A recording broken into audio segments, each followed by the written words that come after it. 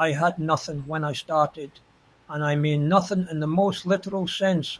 No money, no education, no connections, no inheritance, no safety net, not even a language I could speak fluently in the country I just arrived in. What I had was a pair of hands, a working brain, and a mother who refused to let me believe that poverty was my destiny. That was it. That was my starting capital. And from that, I built an empire that produced more steel than entire nations. I became the richest man in the world, not through luck, not through inheritance, not through finding treasure or winning a lottery, through understanding how wealth actually works. And I'm going to tell you exactly how I did it. Not the mythology, not the sanitized version they teach in business schools, but the real strategy, the actual steps, the specific decisions that took me from a factory basement to owning the largest steel company in the world. Because if I could do it with nothing, you can do it with something. Let me start with where I actually started. In 1848, when I was 13, we emigrated to America, Pittsburgh, Pennsylvania, the promised land, the land of opportunity. Here's what opportunity looked like for a 13-year-old immigrant boy. A textile factory basement, 13 hours a day, 6 days a week. Changing spools of thread as a bobbin boy, $1.20 per week. The basement was dark. The air was thick with cotton dust that coated your lungs. The machines were loud enough to damage your hearing, and the work was so repetitive that your hands moved on muscle memory while your mind tried to escape somewhere else. This is where most stories end, or rather where they repeat in the same place until the person dies. The factory, the mine, the field. Work until your body breaks. Collect your wages. Survive. Repeat. But I made a decision in that basement that changed everything. I decided that I would study wealth the way other men studied religion. Not wealth in the abstract, but the actual mechanics. How it was created, how it moved, how it concentrated, how it multiplied. Because here's what I understood even then. Wealth is not mysterious. It's mechanical. It follows rules. And if you can learn the rules, you can play the game. So let me teach you the rules. The real ones. The ones that actually work when you have nothing. Rule 1. Your job is not about money, it's about position. I took a job as a telegraph messenger boy when I was 14. It paid about the same as the factory. The hours were just as long. But here's the critical difference. I wasn't in a basement anymore. I was running through the streets of Pittsburgh, delivering messages to banks, law offices, factories, investment firms, trading companies. I was seeing how the world worked. Every message I delivered was information. Every office I entered was a classroom. Every conversation I overheard was an education in how money moved, how deals were structured, how decisions were made. The poor man's fundamental mistake is thinking that work is about wages. It's not. Not at the beginning. At the beginning, work is about positioning yourself where you can see opportunity before other people see it. When you have nothing, you can afford to just work for money. You have to work for access, for visibility, for proximity to people and information that can change your trajectory. I learned more running messages for 2 years than I would have learned in a decade in that factory basement. Not because I was paid to learn, but because I positioned myself where learning was inevitable. Rule 2. Become valuable before you're paid to be valuable.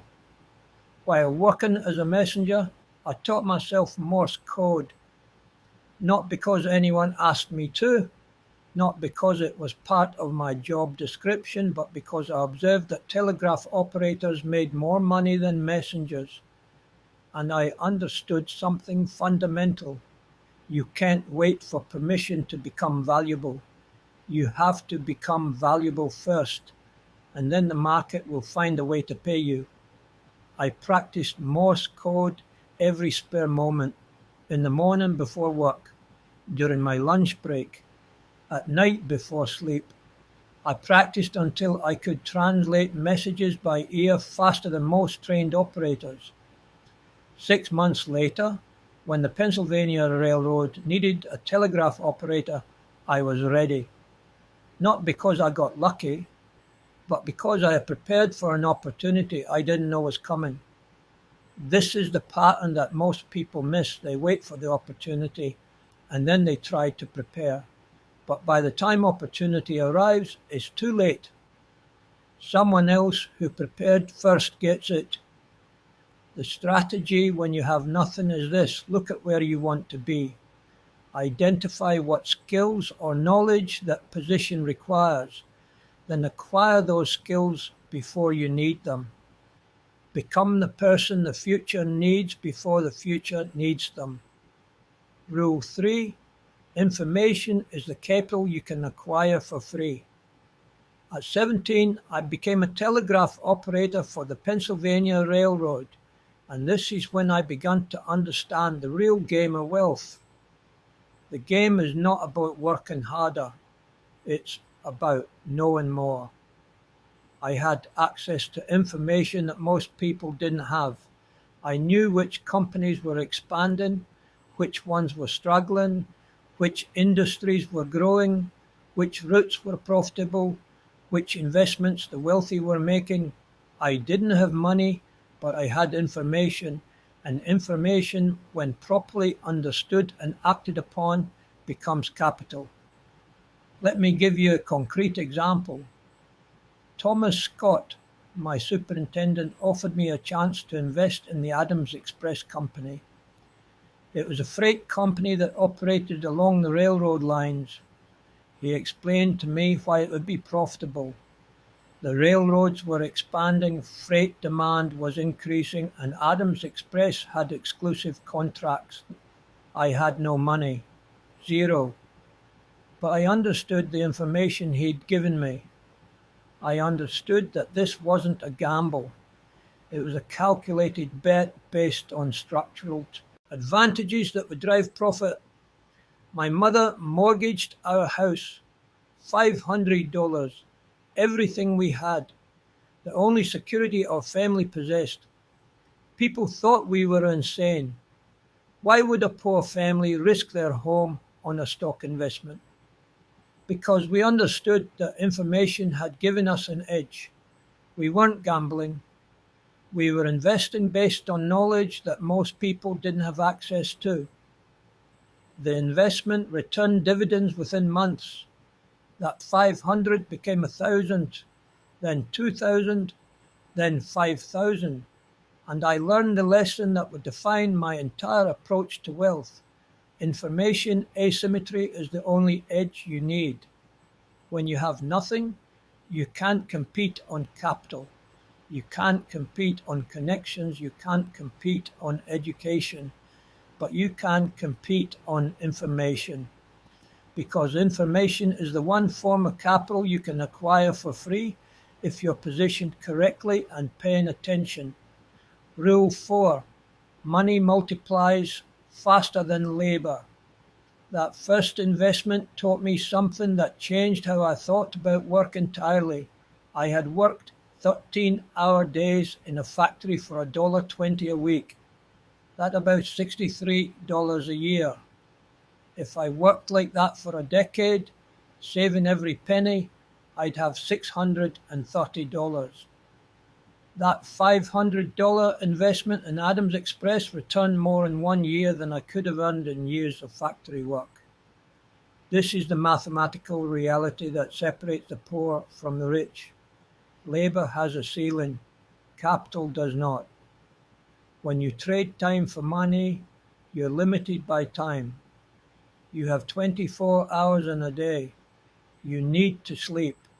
You need to eat, so there's a hard limit on how much you can earn through labor alone.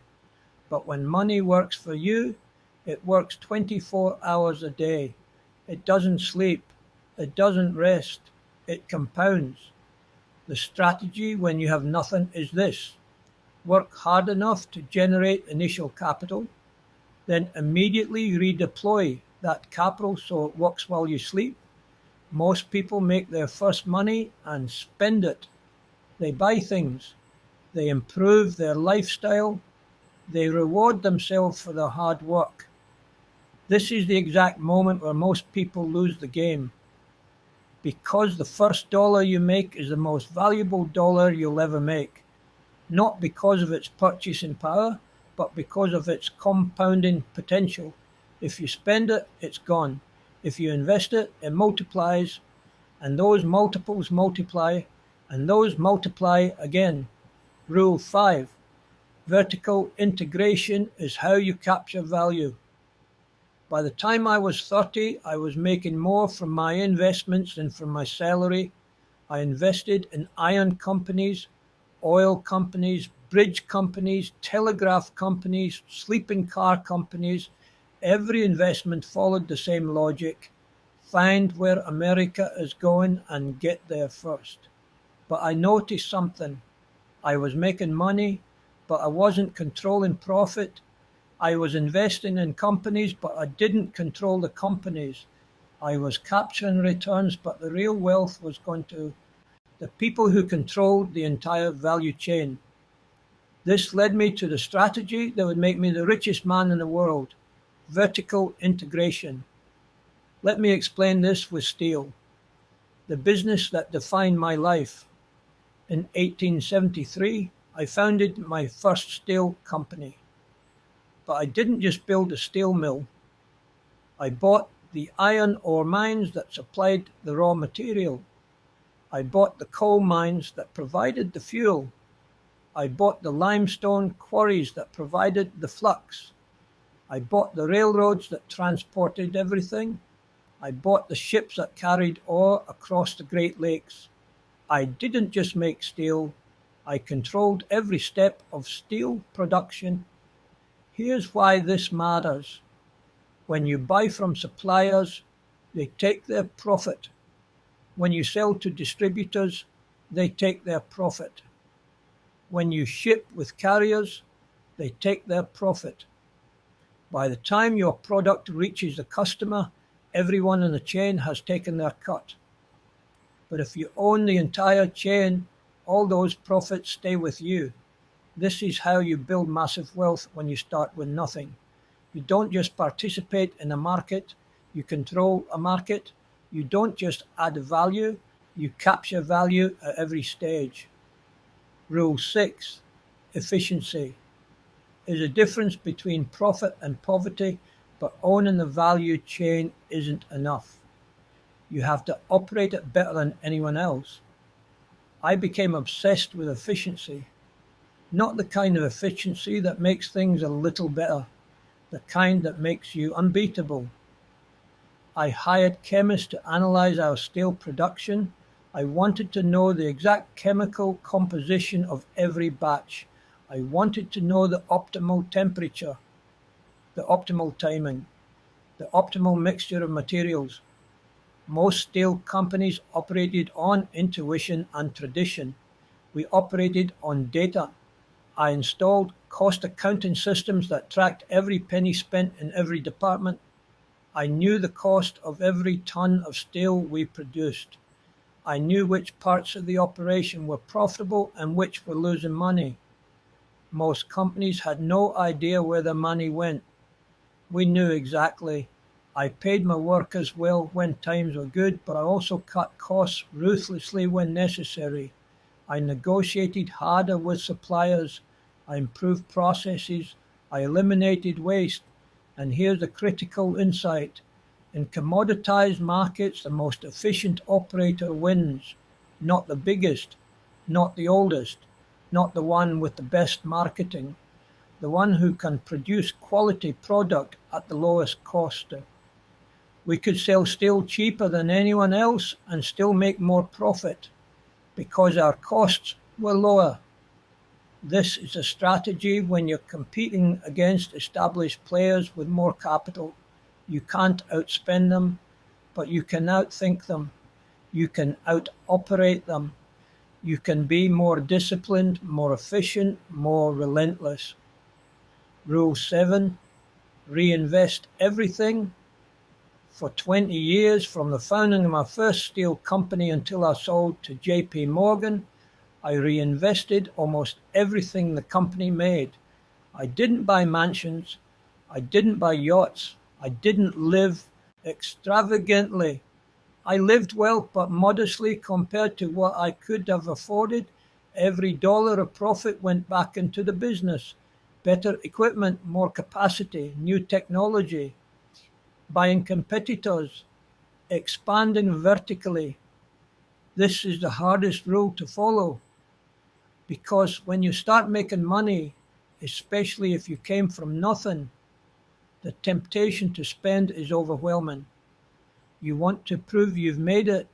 You want the symbols of success. But this is the moment that separates the rich from the wealthy. The rich buy things. The wealthy buy assets. The rich consume their profits. The wealthy reinvest their profits until those profits generate more profits than they could ever spend. For 2 decades, I delayed gratification. I denied myself. I reinvested relentlessly. And by the time I was 50, my company was producing more steel than all of Great Britain combined. Rule 8. Timing your exit is as important as timing your entry. By 1900, I was the largest steel producer in the world. Carnegie Steel was worth hundreds of millions.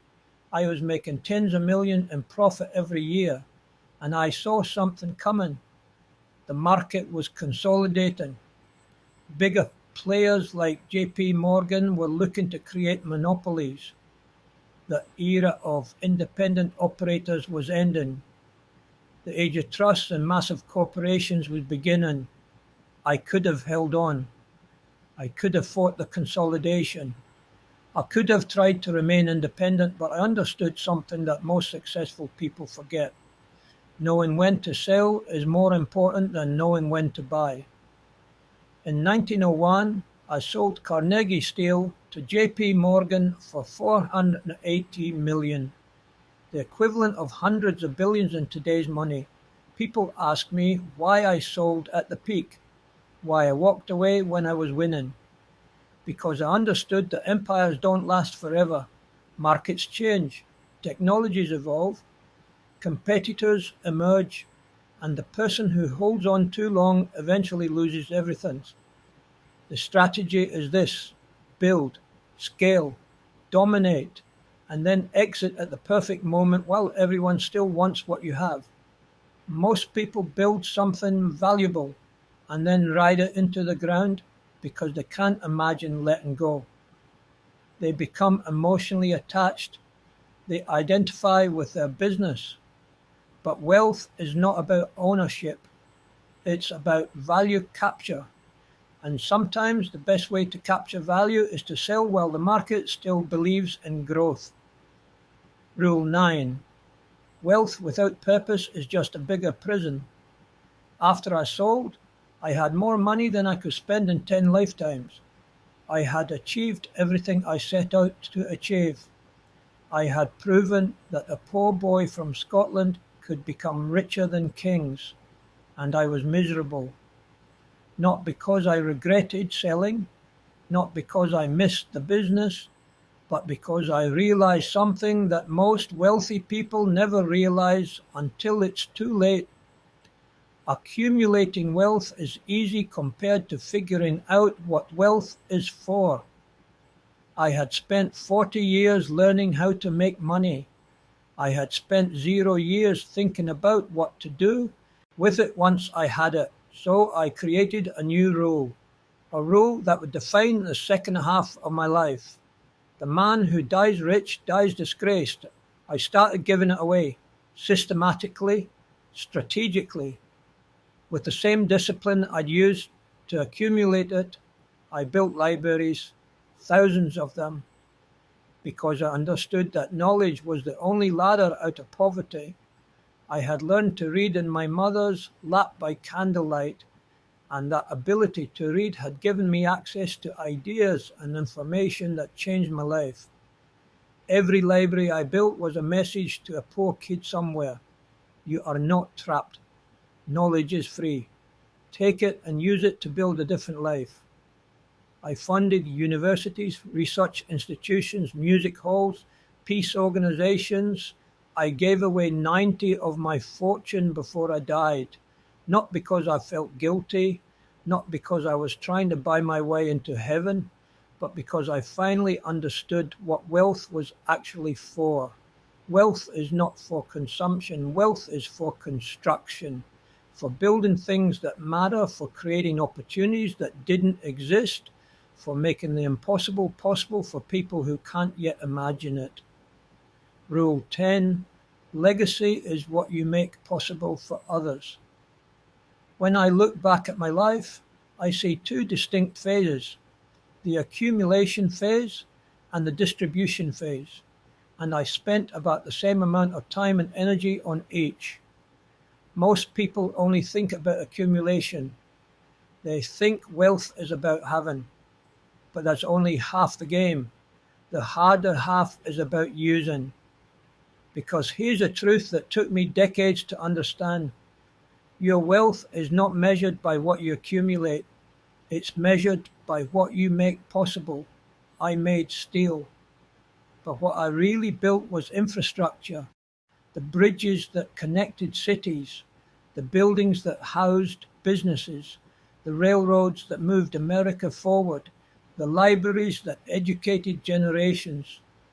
My steel is gone now, rusted or recycled or replaced by better materials. The company that bore my name has changed hands a dozen times. The fortune I built has been distributed and spent, but the libraries remain, the universities remain, the institutions remain, the opportunities remain, and that's what matters. But let me be brutally honest about something most success stories don't tell you.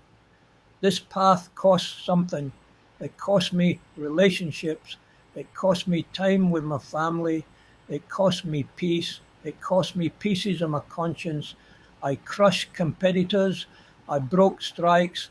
I prioritized efficiency over humanity at times. I made decisions that hurt people because those decisions benefited the business. The Homestead Strike of 1892. Workers at my mill wanted better wages and conditions. My partner, Henry Clay Frick, brought in Pinkerton Guards. Violence erupted. People died.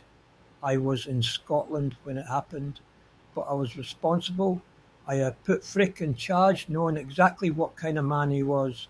I had created a system that prioritized profit over people. I can't undo that. I can't bring those people back. I can't erase the pain I caused in the pursuit of efficiency.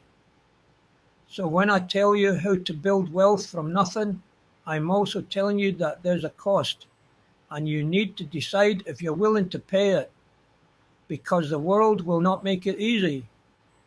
Building wealth when you start with nothing requires a level of discipline that looks like punishment. It requires sacrifices that feel like they're killing you. It requires choices that will haunt you. And even when you win, when you become the richest man in the world, you'll look back and wonder if it was worth it. I chose to believe it was worth it because I used the wealth to build something that mattered. But that's a choice I made afterward. During the building, I wasn't thinking about legacy. I was thinking about winning. So here's what I want you to understand. You can absolutely build wealth from nothing. The rules I've given you are real. The strategy works. I'm living proof that it works. But you have to make a choice, not just a choice to pursue wealth, but a choice about what kind of person you're willing to become in the pursuit. Will you be ruthless? Will you be fair? Will you prioritize profit or people? Will you sacrifice relationships for success? Will you delay gratification for decades? These aren't rhetorical questions. These are actual decisions you'll have to make 1,000 times on the path from nothing to something. And here's the hardest truth. The right answers aren't obvious. Sometimes being fair means going bankrupt. Sometimes prioritizing people means losing to competitors who don't. Sometimes sacrificing relationships is necessary because building something great requires focus that looks like obsession. I can't tell you what choices to make. I can only tell you that you'll have to make them, and that the choices you make will define not just your wealth, but your character. But here's what I can promise you. If you follow these rules, if you position yourself strategically, if you acquire information before others, if you take calculated risks, if you reinvest relentlessly, if you build efficiently, if you control what you can control, if you time your moves correctly, you can build wealth from nothing, not easily, not quickly, but absolutely, because wealth is not about luck. It's not about genius. It's not about inheritance. It's about understanding the rules of the game and playing the game better than other people. I started with nothing, less than nothing. I started with poverty, ignorance, and a language I could barely speak. And I became the richest man in the world. Not because I was special, not because I was gifted, but because I learned the rules. I followed them with absolute discipline, and I never stopped learning, adapting, and executing. If I could do it, you can do it. The rules haven't changed. Human nature hasn't changed. The fundamental mechanics of wealth creation haven't changed. What has to change is you.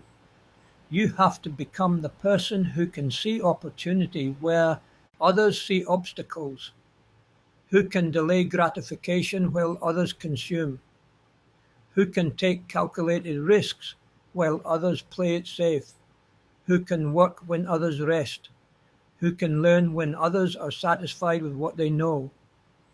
You have to become someone different than who you are right now.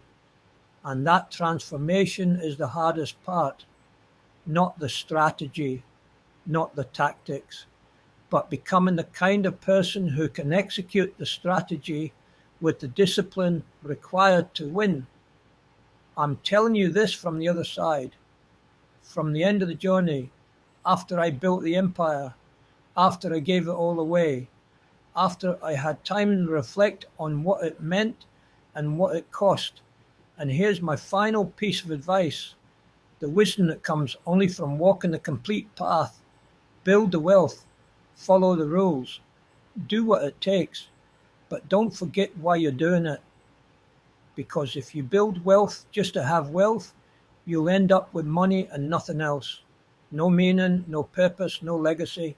But if you build wealth to create freedom, to open doors, to make the impossible possible, to destroy poverty, not just for yourself, but for others, then the wealth becomes a tool, not a trophy. And that makes all the difference. I was a poor boy from Scotland who worked in a factory basement. I became the richest man in the world.